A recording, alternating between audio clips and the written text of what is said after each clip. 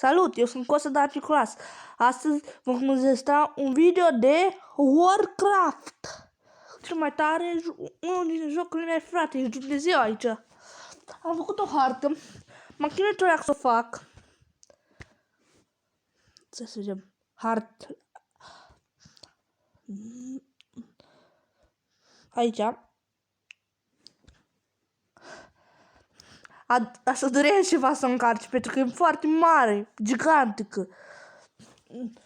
Am popoare peste tot, am cel mai mare popoare și el. Nu știu cum o nimeni numele și el, o nimeni numele și el. Vă arăt eu, să văd cum râde mor.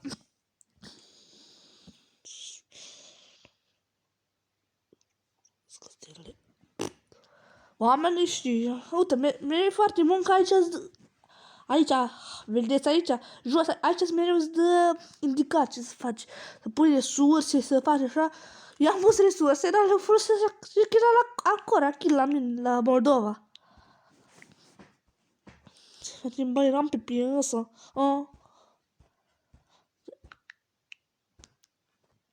Să vedem poarele. Să vă arăt o meșcherie, mă. Uite, ăsta e Imperiul Shellari. Uite, ăsta e Imperiul Shelly. Uite, ăsta e Imperiul Shelly. Îl vedeți? Uite, aici e Imperiul Shelly. Foaile. Hai să facem niște meșcherii, bă, băieți. Mai întâi băgăm.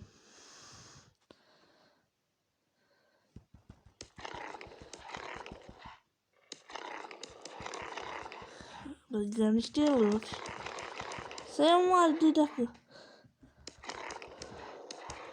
Și acum frata mea să moară, casa preferata mea.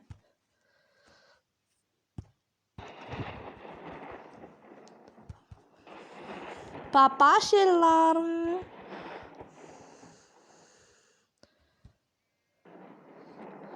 Și acum, ce băgăm, fraților? Stai că știu eu un animal care e fain rău. Vierme.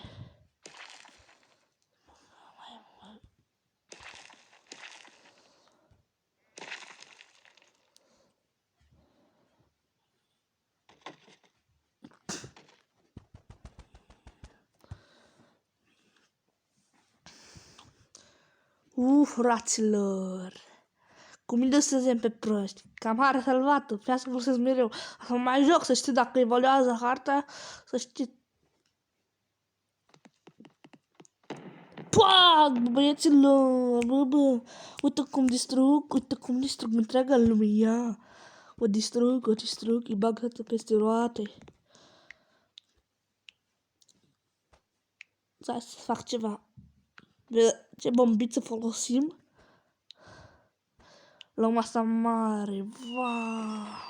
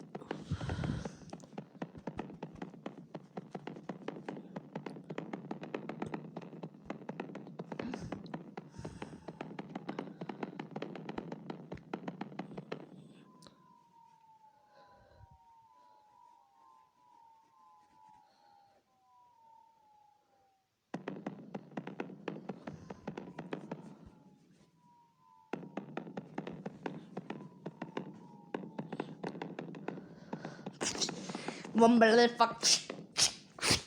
Ce tare fac bombele.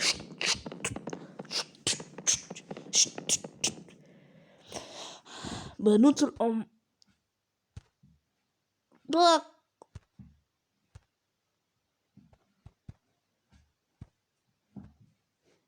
Vreau să mă plimb cu esoleta. Ia. De seară mă plimb cu izole. Bravo, ăștia cum mai sunt ăstea. Nu mai este niciun regat.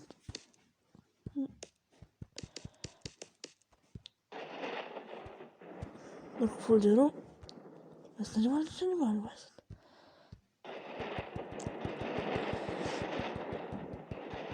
Din cuizoleta, nu?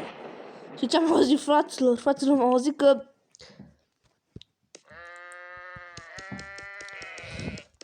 cu un nebun din Suceava, nu știu de unde, ca să se plimbe cu izoleta, o mințit care coronavirus, și s-au făcut poze cu acolo, nu ăsta, am văzut la știri.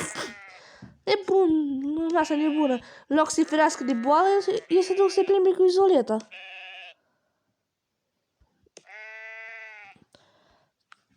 Cu izoleta le trebuie lor, în loc să-i ferească de boală, izoleta le trebuie lor. Uite, statificatoare asta, uite. Să vă zic ceva, abonați-vă la canalul prietenii mele, Iuna Ascurachi. Are 12 abonați, mai mult ca mine, are un canal de animeuri și abonați-vă la el, vă rog frumos să vă abonați la canalul lui Iuna Ascurachi. Face lucruri chiar foarte, foarte frumoase, pe care eu mă chinui să le fac, să știți. Are un talent la desen uimitor. E cea mai bună prietena mea. Să încarcă. Da. Asta știam că vă scriu la amenințări. Reclamă, băgam pișoacă în reclamă. Se termine. Gata. Reclama. Nu-mi plac reclamele. Sunt cele mai tâmpite reclamele. Hai să mai facem ceva în ultimele câteva minute de filmare care să le fac. Să facem ceva. Ce să facem, fraților? Să scrieți în comentarii ce să facem. Nu știu, să fac un popor gigantic, să cumpăr jocuri. Ce vreți să jucăm în ultimele alte episoade? Ce vreți să jucăm?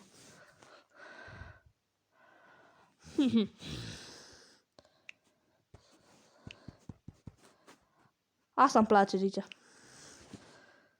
Nu despre popor. Să vedem care sunt prieteni și care nu. Uite, în afară de ăștia, vă explic eu. Ăștia verzi sunt prietenul cu altul. Ăștia roșii, ăștia verzi, cum să zic eu, ăștia verzi sunt prieteni cu ei. Ăștia roșii sunt răi și ăștia albi sunt neutri în războaie. Adică sunt neutri. Cum adică neutri? Nu fac nimica pentru ei care nu sunt neutri. E grea clasa 5-a. Eu sunt, dacă nu știați, eu sunt Dare Mafiot din clasa 5-a. Adică ea care eu cred că anul ăsta, din cauza lui boala, virus care nu poate fi spus,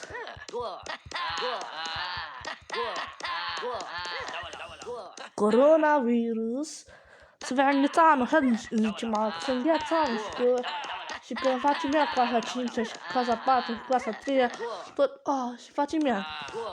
Și eu fi la anul, că noi știm deja toată materia, eu am învățat, copiii, eu jur că am învățat. Și am învățat și cum să zic eu, am învățat și la română la teză a luat 8 și la matematică a luat 6. 50, 7 adică. Matematica e un mare căcat. Mai ales cu domnul care facem noi. Și nu îl zic eu pe domn, că n-am voie să zic numele. Domnul face, e bun domnul, știe să glumească, glumește mult la ore, dar nu-mi place mie matematica. Na, la alții le place poate, dar mie nu-mi place. Și să fac ceva, inspirație, uite, bag inspirație și nu mai sunt din asta e Republica și el, deci am băgat inspirație și uite, s-a făcut tot altcumva. Atât am să vă arăt, fraților, pa, ne vedem mâine, sau apoi mâine, că să mai postez și eu, că am și o treabă, pa!